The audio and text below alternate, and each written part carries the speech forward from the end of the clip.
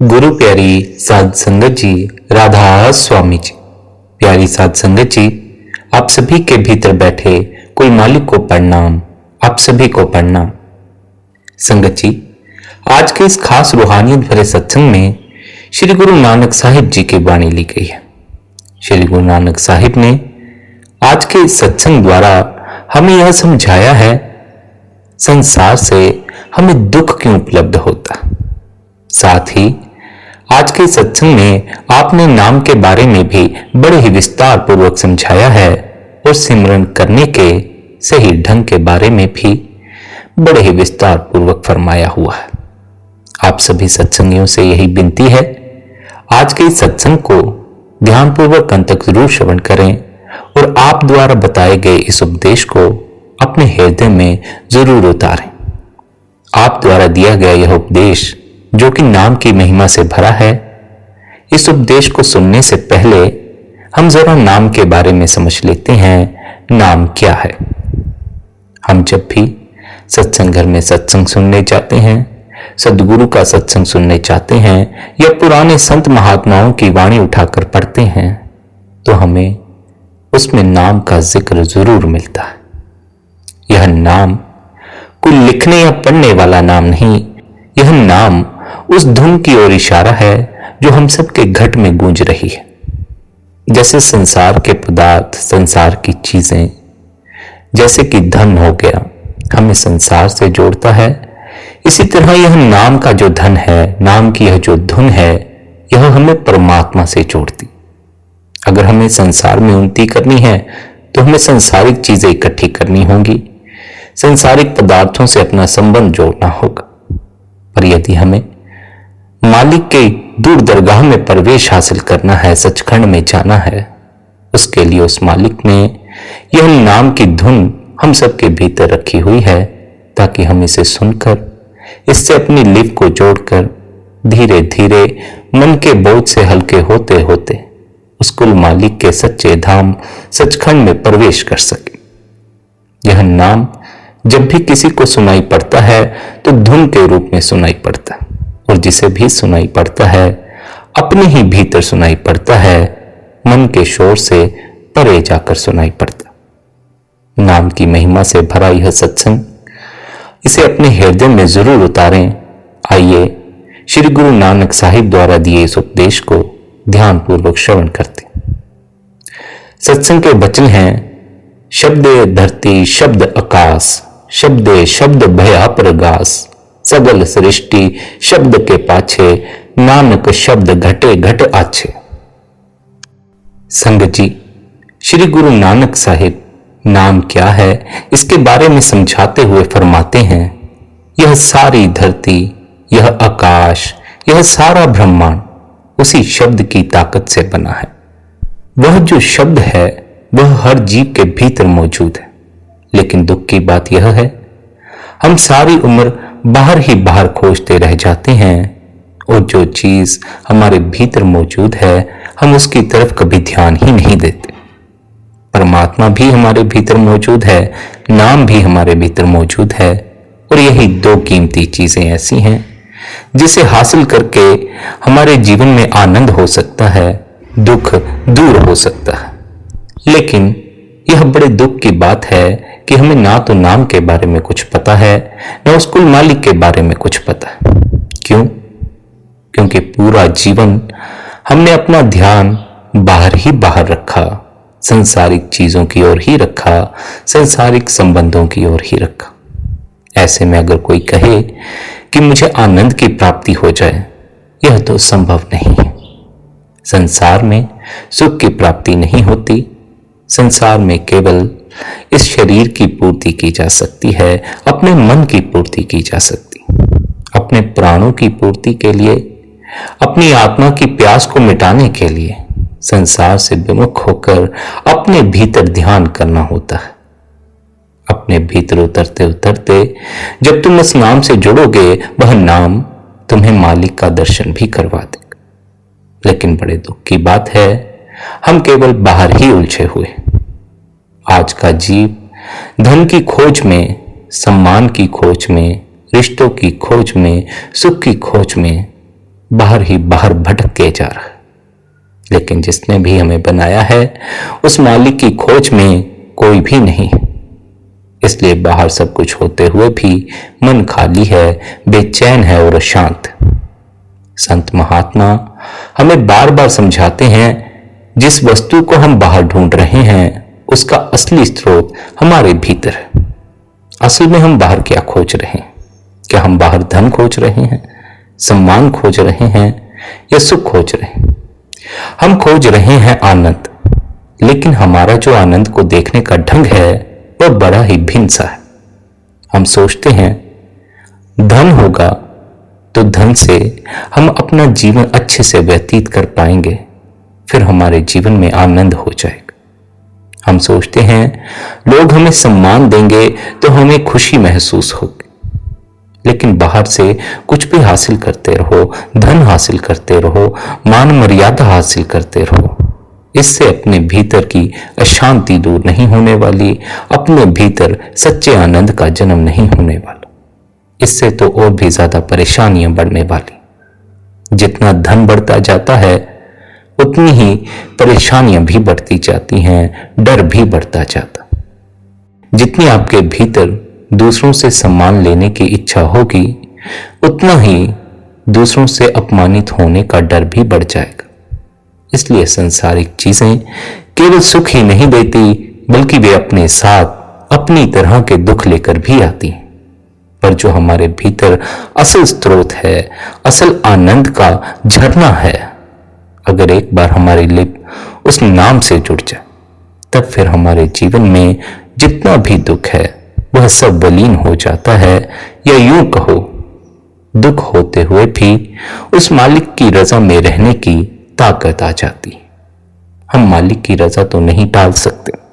हमने जो कर्म कर दिए हैं हमें उनके फल तो भुगतने ही पड़ेंगे।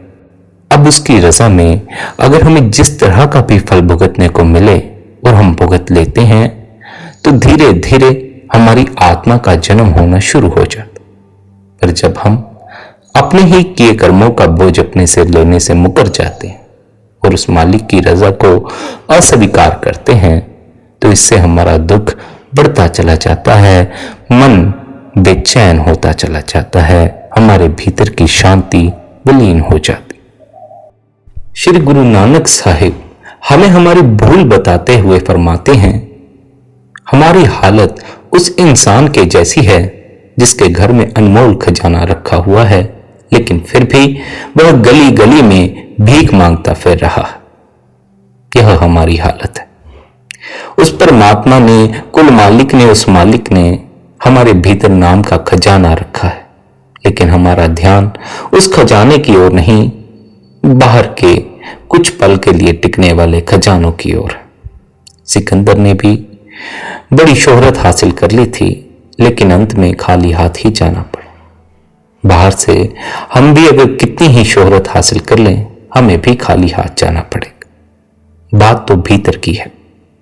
अगर भीतर से भी खाली ही गए तो फिर लौटकर इस दुनिया में आओगे, फिर लौटकर यहां के दुख भुगतने पड़ेंगे। यहां से जब जाना है भरे हाथ जाना है। बाहर के हाथ खाली रह भी जाएं तो कोई गम नहीं, लेकिन भीतर खालीपन ना रह जाए, भीतर उस परमात्मा का जन्म हो जाए। जब मरो तो परमात्मा होकर मरो। जीवन तो अपने अहंकार में जी लिया, जीवन तो अहंकार में व्यतीत करते ही जा रहे हो, पर अंतिम बेला में उस प्रभु को समर्पित हो जाओ, उसकी शरण में चले जाओ। जो भी सच्चे हृदय से उस मालिक के आगे समर्पित हो जाता है, अपने अहंकार को छोड़ देता है, परमात्मा उसकी संभाल अपने आप करता। फिर वह जीव की अपनी फिक्र नहीं रह जाती। जो अपने को शुरू से ही गुरु के आगे समर्पित कर देता है, फिर उसे भजन बंदगी, ध्यान या अन्य किसी और साधना की भी जरूरत नहीं पड़ती। वह तो फिर मालिक की कृपा से, अपने पूरे सदगुरु की कृपा से ही अपने भीतर अपनी आत्मा का दर्शन कर लेता है और सच्चे आनंद को प्राप्त हो जाता। लेकिन हमारी हालत क्या है? हमारी हालत तो उल्टी है। हमारे भीतर इतना अनमोल खजाना मौजूद है, नाम का खजाना मौजूद, पर हम तो बाहर संसार में भीख मांगते फिर रहे हैं। हमारा ध्यान अपने भीतर उस नाम पर नहीं है, हमारा ध्यान बाहर फैला हुआ है, इस संसार में फैला हुआ है। कभी बच्चों में, कभी कारोबार में, कभी रिश्तों में, कभी इच्छाओं में, कभी चिंताओं में। मन एक क्षण के लिए भी अपनी जगह पर टिक कर नहीं बैठता, पूरी दुनिया में दौड़ लगाता है, पता नहीं कहां कहां ले जाता। संत महात्मा कहते हैं, हमारा असली घर आंखों के पीछे है, वही आत्मा का केंद्र है, वहीं से हमारा असली सफर शुरू होता है। लेकिन मन को बाहर भटकने की इतनी आदत पड़ गई है कि वह एक पल के लिए भी आंखों के पीछे टिकने को राजी नहीं होता। जब तक यह मन आंखों के पीछे टिकता नहीं, बार बार दुनिया में दौड़ता है, कभी बच्चों की तरफ, कभी पैसों की तरफ, कभी अन्य किसी वासनाओं की तरफ, तब तक हमारे जीवन में दुख बरकरार ही रहेगा। और न केवल दुख बरकरार रहेगा, बल्कि हमें सत्य की पहचान भी नहीं हो सके।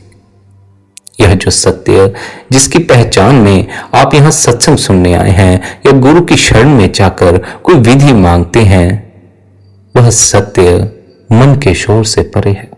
वह सत्य मन की बेचैनी में अनुभव में नहीं आता। जब तक मन की दौड़ नहीं थमती, सत्य का अनुभव प्राप्त नहीं किया जा सकता। इसलिए हर सत्संग में बार बार यह उपदेश दिया जाता है कि आप अपने मन को भीतर ठहर, यह भागने की जिद करेगा, यह बहुत सी इच्छाओं को आपकी आंखों के सामने लाकर खड़ा कर देगा, बहुत से काम करने को कहेगा। लेकिन अगर आप इसकी न सुनकर सब्र रखकर अपने जीवन को व्यतीत करें, वासनाओं के पीछे न भागकर जो जरूरी है केवल वही करें, तो धीरे धीरे मन की दौड़ शांत होनी शुरू हो जाएगी। हमारे लिए जो दिन भर के कार्य करने के लिए जरूरी होता है, हम केवल उतना ही नहीं करते, बल्कि हम मन के पीछे लगकर अपने आप को दुगना दौड़ाते हैं, दुगना थकाते हैं। परमात्मा आराम में उपलब्ध होता है। जब तक मन की दौड़ है, भीतर शांति नहीं है, परमात्मा का अनुभव प्राप्त नहीं हो पाता। इसलिए हम इस मन को आंखों के पीछे ठहराने का उपदेश देते हैं, और इस मन को आंखों के पीछे ठहराने के लिए हमें सिमरन करने का उपदेश देते। सिमरन कैसे करना है, सिमरन करने की क्या कला है, इसके बारे में भी आपने हमें बड़े ही विस्तार पूर्वक समझाया। बहुत बार बहुत से सत्संगी यही सवाल पूछते हैं, सिमरन कैसे करना। सिमरन करने की बात ही नहीं है। अगर करने में लग गए तो कभी सिमरन हो ही नहीं पाएगा। सिमरन कहो, ध्यान कहो, कुछ भी करना नहीं होता। जो ध्यान करने में लगता है वह मन के पार नहीं जा पाता। यह तो कुछ ना करने की अवस्था का नाम। हमें सिमरन करना नहीं है, बल्कि सिमरन तो कुदरती हमसे हो ही रहा है। इस कुदरती सिमरन के बारे में ही श्री गुरु नानक साहिब ने हमें विस्तार पूर्वक समझाया है। इसे ध्यान पूर्वक सुनिए और समझिए कुदरती सिमरन क्या होता है। संगत जी, लोग कहते हैं कि हमें सिमरन करना नहीं आता, लेकिन संत महात्मा कहते हैं हर आदमी सिमरन कर रहा है। करने की बात नहीं है, वह वैसे ही सिमरन में लगा हुआ है। जो व्यक्ति दिन रात पैसे के बारे में सोचता है, वह पैसे का सिमरन कर रहा है। जो व्यक्ति हर समय अपने व्यापार के बारे में सोचता है, वह व्यापार का सिमरन कर रहा है। जो व्यक्ति मोह माया में डूबा है, वह माया का सिमरन कर रहा है। रात को सपने भी उसी चीज के आते हैं जिससे हमारा लगाव होता। तो जो सिमरन का अर्थ है वह यह है कि हमारा लगाव किस ओर है, हमारी रुचि किसमें है, हमारे भीतर याद किसकी है। जिनके भीतर बच्चों की याद बनी रहती है, वे समझें वे बच्चों का सिमरन कर रहे हैं। जिनके भीतर संसार की याद बनी रहती है, वे समझें कि वे संसार का सिमरन कर रहे हैं। अब अगर इनके विपरीत किसी जीव के भीतर परमात्मा की याद बनी हुई है, निरंतर पूरा दिन उसे मालिक की याद अपने आप ही घेर लेती है, वह मालिक के सिमरन में लगा हुआ। हमारा ध्यान मालिक की तरफ नहीं है, संसार की चीजों की तरफ है, बच्चों की तरफ है, व्यापार की तरफ है। जब हमारा ध्यान बच्चों की तरफ होगा, पैसों की तरफ होगा, तो कुदरती हमारे भीतर इनकी यादें निर्मित होनी शुरू हो जाएंगी। और अगर हम सारा सारा दिन बैठकर, कई कई साल बैठकर अपने बच्चों के बारे में सोचते रहे, पैसों के बारे में सोचते रहे, इस माया की दुनिया के बारे में ही सोचते रहे, तो फिर इनकी याद हमारे भीतर घर कर जाएगी। इस तरह इनकी याद हमारे भीतर घर कर जाएगी कि हम सत्य से अवगत हो जाएंगे। हमें स्मरण ही नहीं रहेगा कि हम इस दुनिया में उस मालिक की प्राप्ति के लिए आए थे, अपने सद्गुरु के उपदेश पर चलने के लिए आए। हमें अपने भीतर मालिक की याद बिठानी है ताकि हमारे भीतर कुदरती मालिक का सिमरन चलता रहे। अपनी चेष्टा से हम सिमरन करने की कितनी ही कोशिश करते रहेंगे, हमारी कोशिश कोई फल हमें नहीं देने वाली, क्योंकि सिमरन करने की बात नहीं है, यह हमारे भीतर कुदरती चल रहा है। चल किसका रहा है यह हमारे ऊपर, चल किसका रहा है यह सोचने वाली बात। अगर आपके भीतर दुनिया की याद है तो धीरे धीरे इस दुनिया की याद को भुलाओ और भीतर मालिक की याद को बिठाओ। आपके भीतर वासनाओं की याद है, इन वासनाओं को धीरे धीरे छोड़ो और अपने भीतर मालिक की याद बिठाओ। एक बार अगर परमात्मा की याद भीतर बैठ गई तो कुदरती परमात्मा का सिमरन चलना शुरू हो जाएगा। और जिसके भीतर मालिक की याद निरंतर बनी रहती है, उसका बेड़ा अपने आप ही पार हो जाता। पर यदि हम केवल इन दुनिया की चीजों का ही सिमरन करते रहे, इनकी याद में ही डूबे रहे, तो हमारा अंतिम वेला बड़े ही दुख में बीतेगा, हमारा जीवन दुख में बीतेगा। क्यों? क्योंकि ये सभी चीजें नाशवान हैं, इन सभी ने फना हो जाना। किसी ने भी हमारा साथ नहीं देना, ना पैसे ने, न रिश्तों ने, न इस दुनिया ने। हम अकेले आए थे, अकेले हमें इस दुनिया से विदाई लेनी पड़ेगी। पर अकेले जाने की हिम्मत हम सब में कहां है? अकेले जीने की, अकेले होने की हिम्मत हम सब में कहां है? इसीलिए तो हम रिश्तों में उलझे रहते हैं, क्योंकि हम अकेले नहीं रह सकते। अकेले में भय पकड़ता है, अकेले में अहंकार मरता है, और अहंकार को कोई मरने नहीं देना चाहता। जब तक यह सोचे बैठे हो कि यह सब रिश्ते, यह धन, यह व्यापार, यह दुनिया तुम्हारे काम आएगी, तब तक भूल में जी रहे। और यही भूल हमें असल सत्य से दूर रखती है और परमात्मा से हमारी आत्मा का मिलन नहीं होने दे। हमें इस भूल को दूर करना। आप हमें समझाते हैं, ऐ प्यारे, इस दुनिया की चीजों का सिमरन करने से, इनकी याद में डूबे रहने से तुझे कुछ हासिल नहीं होगा, क्योंकि ये सब नाशवान हैं, इन्होंने मिट जाना। पर वह जो तेरे भीतर बैठा हुआ परमात्मा है, जो नाम की धुन तेरे भीतर मौजूद है, वह नाशवान नहीं है, वह नष्ट नहीं होती। तेरी आत्मा जल नहीं सकती, कट नहीं सकती, मर नहीं सकती। उसकी खोज कर, क्योंकि उसी में तुझे आनंद की प्राप्ति करवानी है, उसी ने तुझे देह के बंधन से मुक्त करवाना। परमात्मा का स्मरण कर, क्योंकि वह कभी नाश नहीं होता। दुनिया की चीजें तो मिट जाएंगी, तेरा अपना वजूद भी मिट जाएगा। अगर हम में से कोई भी अपने इस शरीर को ही केवल अपना होना समझता हो, तो उसे यह भी समझ लेना चाहिए, देर सवेर यह शरीर भी मिट्टी हो जाएगा। तो यह मिट्टी का पुतला कितना ही घमंड करता रहे, कितना ही अपने आप के बारे में यह सोचता रहे कि मैं तो कई सालों तक जी जाऊंगा, फिर भी एक दिन मौत द्वार पर दस्तक देती है और हमारे भ्रम को दूर कर देती। इससे पहले मौत हमारे द्वार पर दस्तक दे, हमें चाहिए कि हम सत्य की प्राप्ति कर लें। हमें चाहिए हम अपनी सुरत को मालिक से जोड़ दें, ताकि हमारा जन्म मरण का बंधन खत्म हो जाए।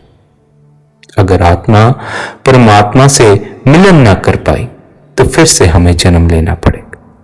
ये 84 लाख योनियों का जेल खाना हम पहले भी बहुत भुगत चुके हैं, फिर हमें भुगतना पड़ जाएगा। कोई भी इस दुनिया में कभी भी सुखी नहीं रहा।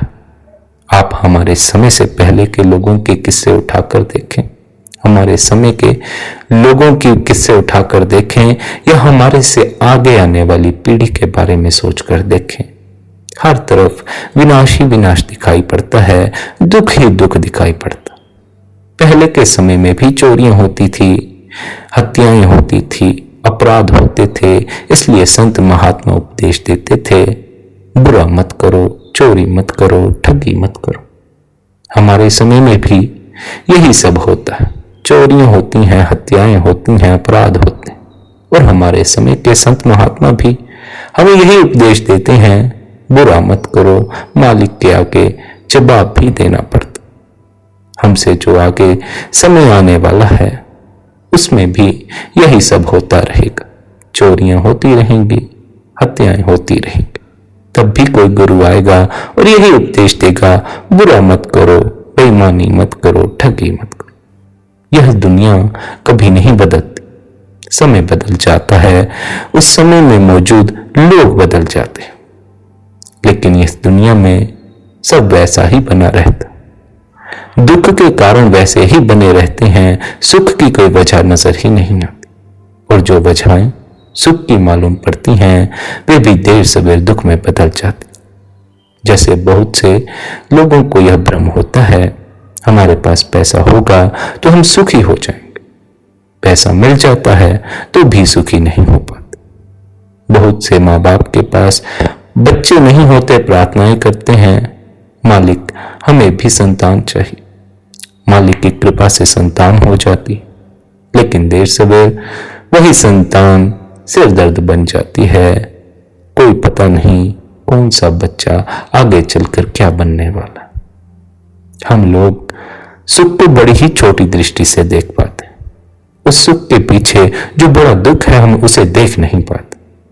अगर हमारी दृष्टि उस दुख को भी देख सके तो हम छोटे मोटे सुखों की ओर ध्यान ही न दें। पर हम बाहरमुखी हैं, और जब तक हम बाहरमुखी रहते हैं हम अपने जीवन के प्रति भी मूर्छित रहते। अगर जीवन को मूर्छा में जियोगे तो जीवन बड़े दुख से भर जाएगा। जीवन को जाग कर देखना होगा, जागोगे, जाग कर पाओगे आसपास तो झूठ का जाल फैला हुआ है। जाग कर देखोगे, पाओगे यह जिस्म की दौड़ तो, शरीर की दौड़ तो कुछ पलों की दौड़ है। असल यात्रा तो आत्मा की यात्रा है। अगर वह यात्रा छूट गई तो इस यात्रा का, तो इस शरीर की यात्रा का कोई मूल्य नहीं। इंसान का जाना हमें मालिक से मिलाप के लिए मिलता है, और यह बात सभी को स्मरण रखनी चाहिए। आपने पहले भी बहुत बार सुनी होगी, प्यासी रूहें, सच्ची रूहें जिनकी अभी मुक्ति बाकी है, कुछ कारणों की वजह से उसको मालिक से मिलाप नहीं कर पाई, वे इस मानव जामे के लिए तरसती हैं। क्यों तरसती हैं? क्योंकि यह एकलौता ऐसा जामा है जिसमें बैठकर मालिक की भक्ति की जा सकती, अनहद की धुन को सुना जा सकता है, अपनी सुरत की पहचान की जा सकती। यह मनुष्य का एकलौता ऐसा जामा है जो हर रूह को उस मालिक से मिलाकर सदा सदा के लिए उसे जिस्म के बंधन से आजाद करवा देता। अब यह हमारे ऊपर है किस जीव ने किस यात्रा की ओर चलना। आप में भी बहुत सारे सत्संगी ऐसे होंगे जो अभी संसार में ज्यादा रुचि रखते हैं। अगर संसार में ज्यादा रुचि है तो यात्रा कुदरती ही संसार की ओर होने वाली है। आपका सारा ध्यान, जीवन संसार की ओर बहने वाला। पर आप में जो परमात्मा के प्यासे हैं, अपनी आत्मा की पहचान करना चाहते हैं, वे चाहें या ना चाहें उनके जीवन की यात्रा भीतर की ओर मुड़नी शुरू हो जाएगी। जिसकी जैसी चाह है, जिसके भीतर जैसी याद है, उसका जीवन वैसा ही होता चला जाता।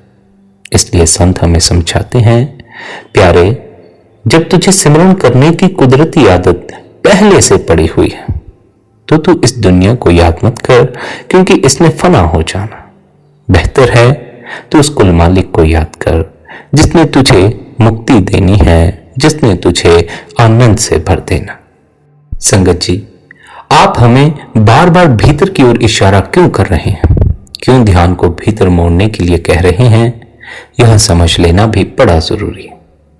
इसके पीछे का कारण है दुनिया का प्यार। दुनिया का प्यार हमें दुख देता है। जब तक हम बाहर मुखी हैं, हम दुख में जिएंगे। यह दुनिया का प्यार हमें दुख क्यों देता है, इसके बारे में समझाते हुए आप फरमाते हैं, दुनिया की हर वस्तु बदलने वाली है। शरीर बदलता है, रिश्ते बदलते हैं, परिस्थितियां बदलती हैं, समय बदलता है। धन आता है और चला जाता, यश आता है और चला जाता, लेकिन हमारा मन इन्हीं चीजों को पकड़ कर बैठा रहता। जब ये चीजें छूटती हैं तो दुख पैदा होता। इसलिए आप कहते हैं जो चीज नाशवान है उससे जरूरत भर संबंध रखना चाहिए, लेकिन अपना दिल उस अविनाशी मालिक से जोड़ो जो सदा आपके साथ रहने वाला है, सदा आपके साथ मौजूद रहा है। क्योंकि जो मालिक से जुड़ गया उसके जीवन में स्थिरता आ गई, उसके जीवन में आनंद का जन्म हो गया। उस कुल मालिक, उस परमात्मा से जुड़ने का क्या ढंग है, इसके बारे में भी आपने हमें बड़े विस्तार से समझाया। आप आंखों के पीछे के रहस्य को खोलते हुए समझाते हैं, हमारे शरीर में आत्मा और मन का केंद्र आंखों के पीछे है। किसी ने उसे तीसरा दिल कहा है, किसी ने उसे शिव नेत्र कहा है, किसी ने उसे 10वां द्वार कहा है, किसी ने उसे मुक्ति का दरवाजा कहा। नाम अलग अलग हैं, लेकिन संकेत एक ही जगह की ओर। जब हमारा ध्यान बाहर से हटकर भीतर एकत्रित होना शुरू होता है, तब धीरे धीरे भीतर की यात्रा शुरू होती है। लेकिन यहां सबसे बड़ी बाधा हमारा अपना ही मन है। मन कभी बच्चों की याद दिलाता है, कभी किसी अपमान की याद दिलाता है, कभी किसी इच्छा की याद दिलाता है। मन चाहता ही नहीं कि हम अपने असल घर तक पहुंचे।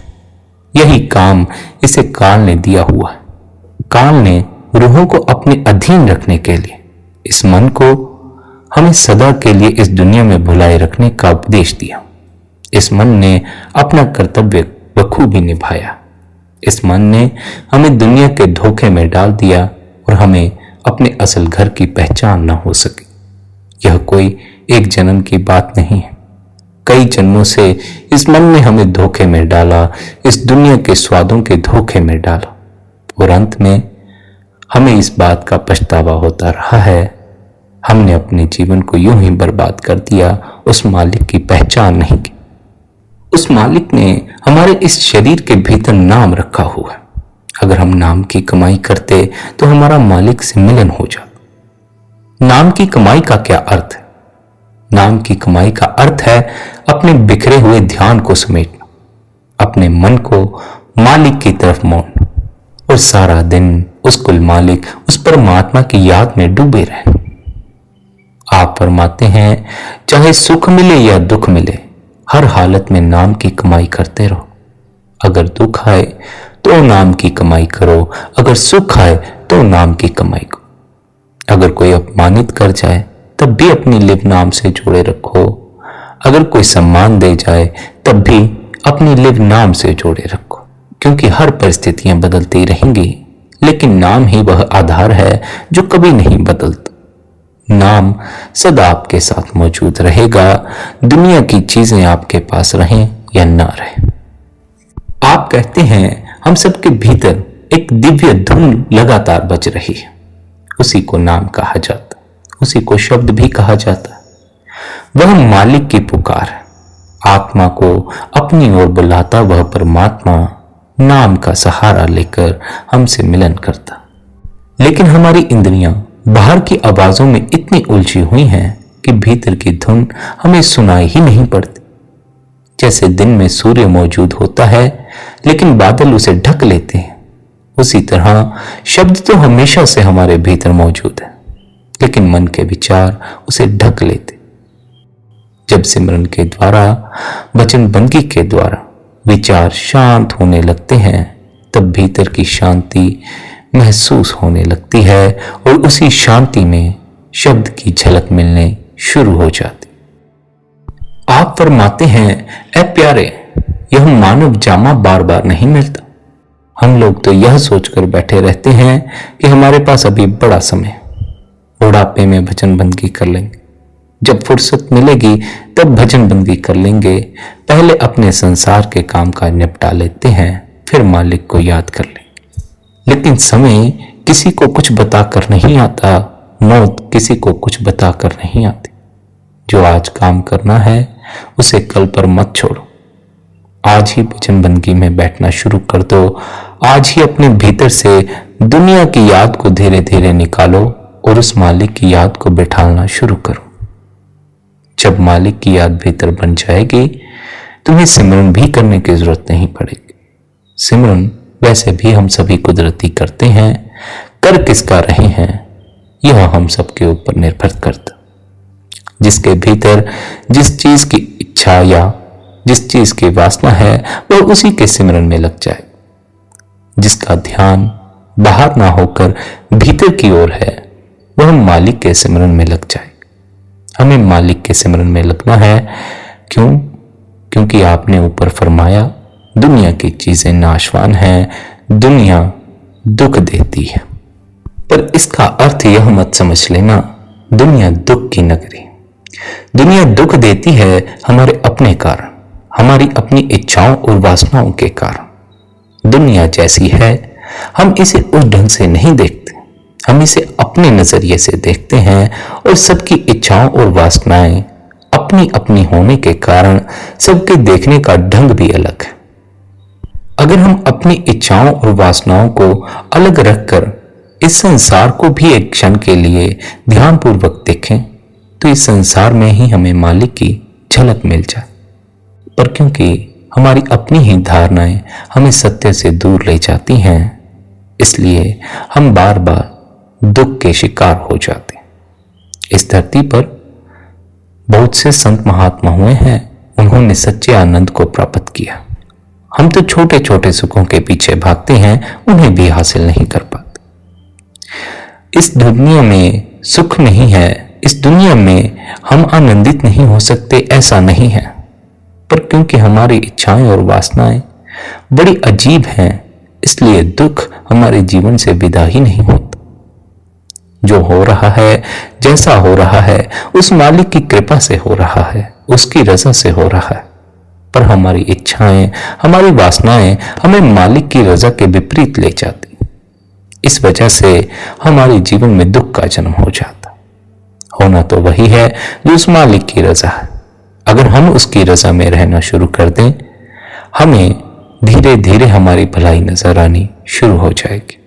परमात्मा ने ऐसा क्यों किया, हमें यह समझ आना शुरू हो जाएगा।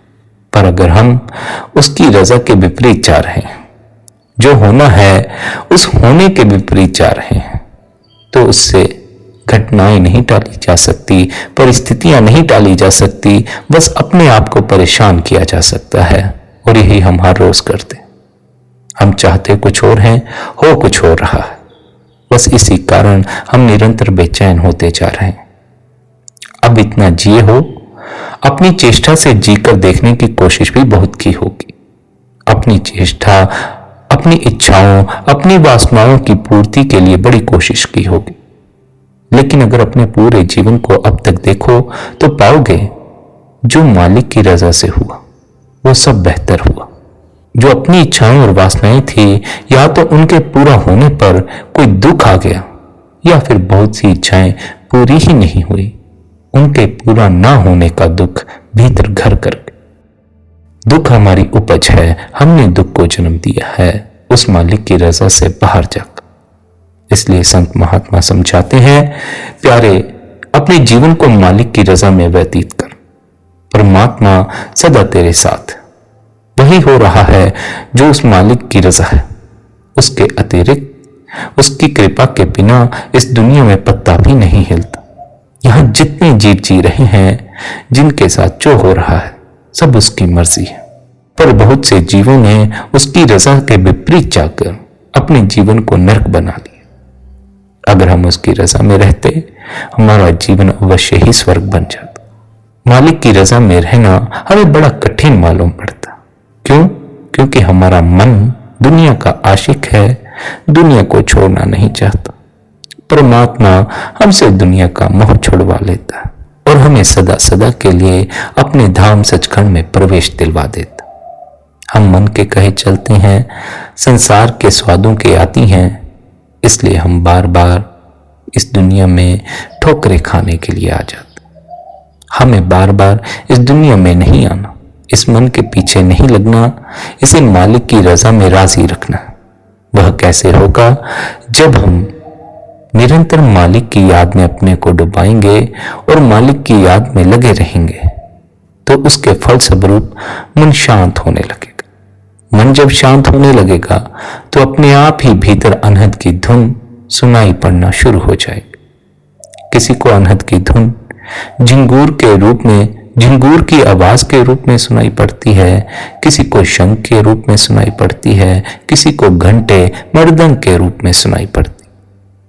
जिसे जिस भी रूप में अनहद की धुन सुनाई पड़े, उसे अपने आप को सौभाग्यशाली समझना चाहिए, क्योंकि उस पर यह परमात्मा की बख्शीश है। ऐसी बख्शीश जिस पर भी हो जाए, अपने आप ही उसकी आत्मा परमात्मा के साथ एक रूप होने लगती है और एक दिन वह सदा के लिए जन्म मरण के बंधन से मुक्त हो जाता। नाम से इसीलिए जुड़ना जरूरी है, क्योंकि नाम हमें मालिक की रजा में रहने की ताकत बख्शता है।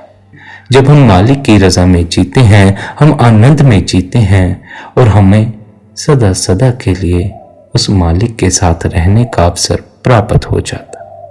आप सब पर भी परमात्मा यह बख्शीश करे कि आपकी सुरत नाम से जुड़ जाए, उस मालिक से जुड़ जाए और सदा के लिए अपने असल घर सचखंड में प्रवेश कर जाए। इसी विनती, इसी प्रार्थना के साथ आज के सत्संग को यहीं पर विश्राम देते हैं। आशा है आज के सत्संग द्वारा आपको आपके बहुत से सवालों के जवाब मिले होंगे। आप द्वारा दिया यह उपदेश आप सभी ने इतने प्रेम प्यार से सुना, इसके लिए आप सभी का धन्यवाद। अगर आपको सत्संग अच्छा लगा हो तो आप इसे अपने मित्रों और संबंधियों के साथ भी शेयर कर सकते हैं। इसी विनती के साथ इस सत्संग को विश्राम देते हैं। आप सबके भीतर बैठे परमात्मा को प्रणाम, आप सभी को प्रणाम। राधा स्वामी जी।